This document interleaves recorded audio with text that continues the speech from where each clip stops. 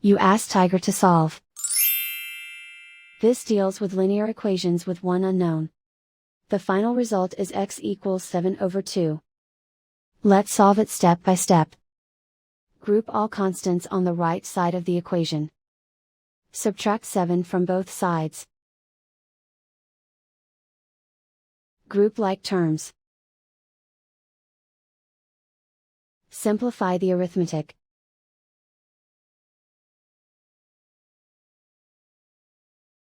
Isolate the x. Divide both sides by -2. Cancel out the negatives. Simplify the fraction. Cancel out the negatives. And so the final result is x equals 7/2.